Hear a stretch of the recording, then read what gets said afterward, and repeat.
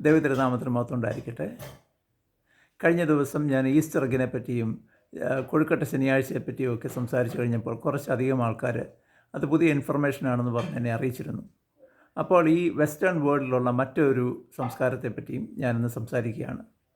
Easter, good Friday ഇതുമായിട്ട് ബന്ധപ്പെട്ട് ഇവിടെ എല്ലാവരും ഹോട്ട് ക്രോസ് ബൺസ് വിതരണം ചെയ്യും. ഞങ്ങളുടെ സ്കൂളിലാണെങ്കിൽ തന്നെ ഈസ്റ്റർ ഹോളിഡേയ്സിന് എല്ലാവരും പിരിയുന്നതിന് മുമ്പേ ഒരു ചെറിയൊരു കാപ്പിയൊക്കെ ഉണ്ടായിരുന്നു. അതിനകത്ത് ഈസ്റ്റർ എഗ്ഗിനോടൊപ്പം തന്നെ ഇംഗ്ലീഷുകാർ ഹോട്ട് ക്രോസ് ബൺസും കൊണ്ടുവന്നിരുന്നു. അപ്പോൾ ആ ഹോട്ട് ക്രോസ് ബൺസിൻ്റെ ചരിത്രം നമുക്കൊന്ന് അന്വേഷിക്കാം. ഇത് 12-ാം നൂറ്റാണ്ടിൽ മുതൽ തന്നെ ഉണ്ടായിരുന്ന ഒരു ട്രഡീഷനാണ് എന്ന് നമുക്ക് മനസ്സിലാക്കാം.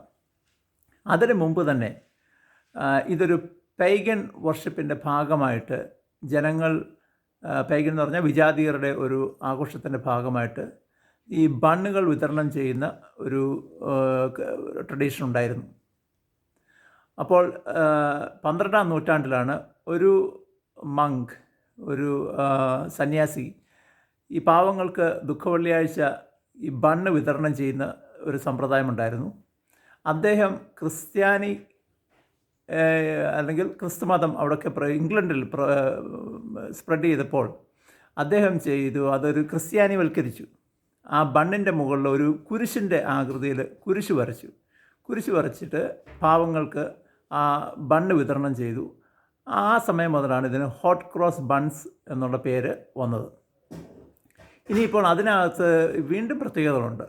അതായത് ഈ ഹോട്ട് ക്രോസ് ബൺസിൻ്റെ ഒരു പ്രധാന ഇൻഗ്രീഡിയൻ്റ് എന്ന് പറയുന്നത് ആ മാവിനോടൊപ്പം തന്നെ അവർ കുറച്ച് സുഗന്ധദ്രവ്യങ്ങൾ ചേർക്കും. അതിനകത്ത് പ്രധാനമായിട്ടുള്ളത് സിനമൺ, അതായത് കറുവാപ്പട്ട, അതുപോലെ നട്ട്മഗ് അല്ലെ ജാതിക്ക.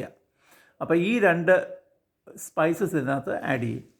അപ്പോൾ ഈ 2 സ്പൈസും സൂചിപ്പിക്കുന്നത് യേശുക്രിസ്തു മരിച്ചതിന് ശേഷം യേശുക്രിസ്തുവിൻ്റെ ശരീരത്തിൽ പുരട്ടിയ ലേപനം, സ്പൈസസ് അടങ്ങിയ ലേപനത്തിൻ്റെ പ്രതീകാത്മകമായിട്ടാണ് ഇവർ സിനമണിനെയും നട്ട്മഗിനെയും കണക്കാക്കുന്നത്. അതുപോലെ തന്നെ ഈ ബണ്ണിനകത്ത് കുറച്ച് ഫ്രൂട്ട്സ് ഉണ്ടാവും. പ്രധാനമായിട്ടും ഇതിനകത്ത് സുൽത്താനാസ്, അതായത് ഉണക്കമുന്തിരിങ്ങ കാണും. അപ്പോൾ ആ ഉണക്കമുന്തിരിങ്ങയെ യേശുക്രിസ്തുവിൻ്റെ ശരീരമായിട്ടും കണക്കാക്കുന്നു.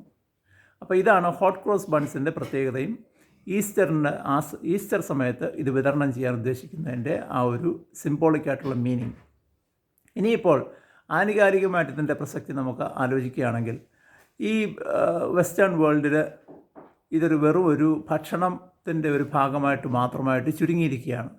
പുതിയ തലമുറക്കാരുടെ ഇതിൻ്റെ സിഗ്നിഫിക്കൻസ് ചോദിച്ചു കഴിഞ്ഞാൽ ആർക്കും അറിയില്ല. ചെറുപ്പക്കാർക്ക് ഒരിക്കലും അറിയത്തില്ല.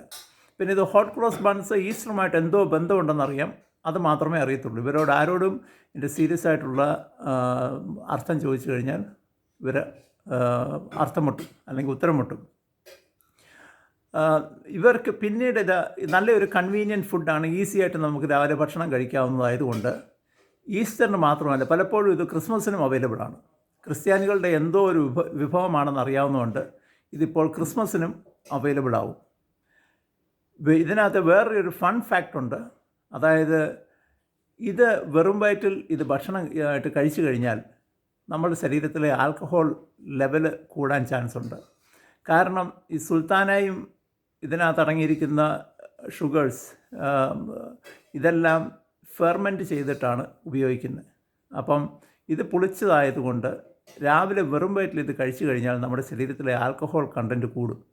ആ സമയത്ത് പോലീസ് നമ്മളെ തടഞ്ഞു നിർത്തി ഇതിൻ്റെ ആൽക്കഹോൾ നമ്മുടെ ലെവൽ ചെക്ക് ചെയ്യുവാണെങ്കിൽ ഒരുപക്ഷെ നമ്മൾ ഓവർ ദ ലിമിറ്റ് ആകാൻ ചാൻസ് ഉണ്ട്. ഞങ്ങളുടെ ഇവിടെയൊക്കെ പെർത്തിലൊക്കെ പോലീസിന് അതിൻ്റെ പ്രത്യേക ട്രെയിനിങ് ഒക്കെ കൊടുത്തിട്ടുണ്ട്. ഇങ്ങനെ ആരെങ്കിലും പറയുകയാണ് ഹോട്ട് ക്രോസ് ബൺസ് രാവിലെ കഴിച്ചു എന്ന് പറയുകയാണെങ്കിൽ അവരെ നമുക്ക് പ്രത്യേക രീതിയിൽ ട്രീറ്റ് ചെയ്യുകയും അതിൻ്റേതായ രീതിയിലുള്ള പരിശോധന നടത്തുകയും ചെയ്യും.